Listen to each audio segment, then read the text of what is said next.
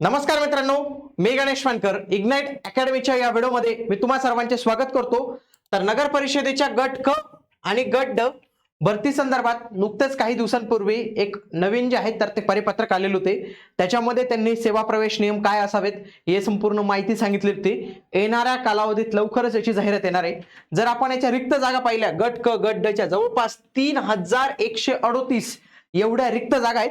मग याच्यामध्ये कोणत्या जिल्ह्यामध्ये किती रिक्त जागा आहेत, कोणत्या विभागामध्ये किती रिक्त जागा आहेत, गट क ला किती रिक्त जागा आहेत, गट ड ला किती रिक्त जागा आहेत, या सर्वांविषयी माहिती आपण पाहणार आहोत। म्हणून तुम्ही हा व्हिडिओ शेवटपर्यंत पूर्ण बघितला पाहिजे।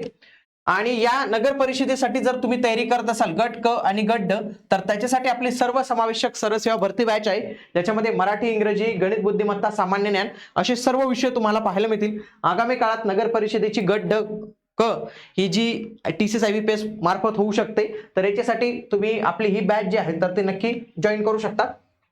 बघा, नगर परिषद आणि नगर पंचायतींमध्ये 3138 पदांचे जे आहेत तर ते रिक्त पदे पाहायला मिळतात। राज्यातील चित्र गट क ड साठी लवकरच भरती प्रक्रिया राबवण्याचे संकेत जे आहे तर ते इथं देण्यात आलेले आहेत। तर इथं सगळी माहिती जी आहे तर ते देण्यात आलेले, यापूर्वी देखील ही माहिती आलेली होती। तर आपण एक एक जिल्हा, एक एक विभाग जो आहे कव्हर करूया। सगळ्यात आधी आपण कोकण हा विभाग जो आहे तर तो कव्हर करूया।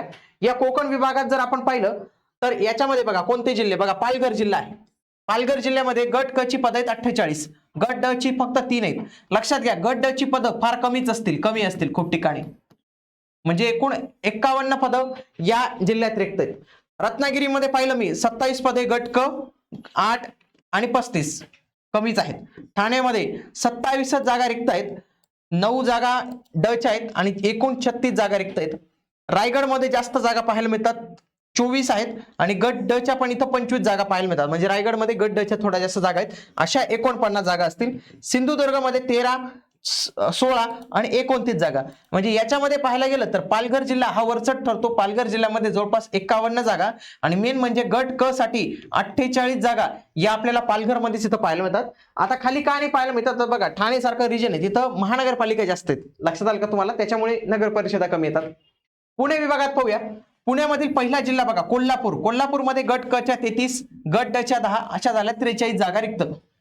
सोलापूरमध्ये याच्या 68, 27 झाल्या 95, म्हणजे चांगल्या जागा आहेत आपण सोलापूरच्या। सांगलीच्या 83, 16, 99 चांगल्या जागा आहेत। सातारामध्ये सगळ्यात जास्त जागा बघा 91 जागा गट क च्याच रिक्त आहेत, गट क च्या रिक्त आहेत, गट ड च्या 30 आहेत, म्हणजे 121 जागा, म्हणजे याच्यामध्ये सातारा हे चांगलं बघायला मिळतं। पुण्यामध्ये 21, 33 आणि 54 टोटल, जर म्हणजे इथं टोटल राहून गेली माझ्याकडून बघा, गट क च्या टोटल इथं 139 जागा आहेत, गट ड च्या 61 आणि टोटल ज्या आहेत तर त्या 200 जागा पाहायला मिळतात। गट क ची तर 216 आहेत, 116 गट ड च्या आहेत, टोटल 412 या विभागात म्हणजे पुणे विभागात जागा रिक्त बघायला मिळतात। पुढचा विभाग आहे नागपूर विभागात। नागपूर या जिल्ह्यात सगळ्यात जास्त जागा आहेत बघा। नागपूरमध्ये गट क च्या 95 जागा आहेत डायरेक्टली, गट ड च्या 34 जागा, अशा 129 जागा आपल्याला रिक्त पाहायला मिळतात। वर्धामध्ये 62 आहेत गट क च्या, चांगल्या जागा आहेत, गट ड च्या कमी आहेत त्या तुलनेने 82 जागा। भंडारा 31, 12, 43, गोंदिया 38, इथं गट ड ची फक्त एकच जागा पडलेली आहे, 39 जागा झाल्या। चंद्रपूरमध्ये 67 या जागा याच्या आहेत गट क च्या, चांगली संधी तिथल्या आजूबाजूच्या लोकांसाठी। 17 जागा गट ड च्या, तशा 84 जागा। गडचिरोलीमध्ये 59 जागा आहेत, 4 जागा गट ड च्या, 63 जागा। याच्यामध्ये बघा नागपूर हा नंबर 1 ठरतो, कारण की नागपूरमध्ये सगळ्यात जास्त जागा आपल्याला इथं पाहायला मिळतात। टोटल 440 पद या विभागात रिक्त पाहायला मिळतात। पुढची अमरावतीमध्ये याच्यामध्ये सगळ्यात जास्त जागा या यवतमाळ जिल्ह्यात आहेत। कुठे? यवतमाळ जिल्ह्यात 149 जागा रिक्त आहेत। त्याच्यामध्ये गट क ची 98 पद आहेत, म्हणजे जास्त पद आहेत, आणि गट ड ची पण 51 पद आहेत, म्हणजे गट ड ची पण चांगली पदं पाहायला मिळतात। टोटल या विभागात 487 एवढ्या रिक्त जागा आपल्याला पाहायला मिळतात। त्याच्यानंतर अमरावतीमध्ये 100 जागा रिक्त आहेत, ज्याच्यापैकी 70 क च्या आणि 30 ड च्या। अकोल्यामध्ये 48 क च्या, 27 ड च्या, म्हणजे 75 झाले या। वाशिममध्ये 35, 14, 49, बुलढाण्यामध्ये 79, 35 म्हणजे 114, या पण चांगल्या जागा आहेत बुलढाणामध्ये पण। पुढचं आहे नाशिक विभागात जर तुम्ही पाहिलं बघा, जळगाव आणि नंदुरबार यांना एक पण जागा नाही आहे। नाशिकला गट ड ला एक पण जागा नाही आहे। धुळ्याला गट क ची एकच जागा, गट ड ची एकच जागा आहे, आणि नगरला इथं 7 जागा आहेत। बाकी धुळ्याला 28 जागा आहेत, म्हणजे अशा 29 जागा झाल्या। नगरला गट क च्या सगळ्यात चांगल्या जागा म्हणजे किती 125 जागा आहेत, म्हणजे 132 टोटल झाली त्याची. नाशिकमध्ये 83 आहेत, 83 झाल्या या.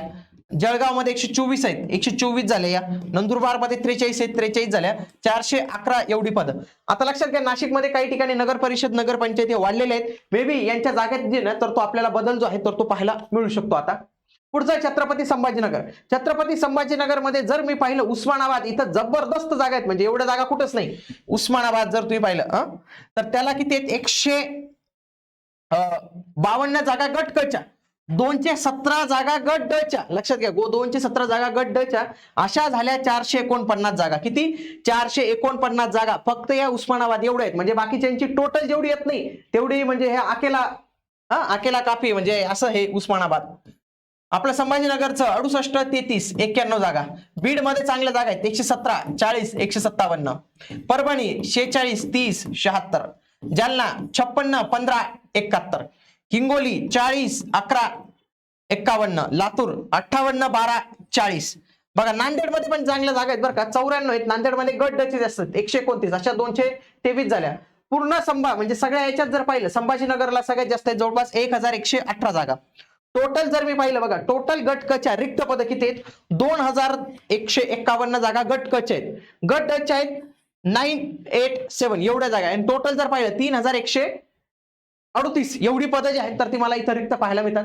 बघा हा विभागानुसार चार्ट जर पाहिला तर मला काय दिसतं, संभाजीनगर मध्ये सगळ्यात जास्त जागा 1188 जागा पाहायला मिळतात. त्याच्यानंतर 2 नंबरला बघा हा येतं, हा कोणता आहे? अमरावती विभाग, हा 2 नंबरला येतो. त्याच्यानंतर 3 नंबर हा 440 वाला. त्याच्यानंतर हा 4 नंबर 412 पुणे विभाग. त्याच्यानंतर नाशिक विभाग आहे 5 नंबरला. आणि 6 नंबरला कोकण विभाग, ज्याच्यामध्ये फक्त 200 जागा आपल्यालाच एवढं पाहायला मिळतात. ओके, गट क गट ड या सगळ्या रिक्त जागा पाहायला मिळतात.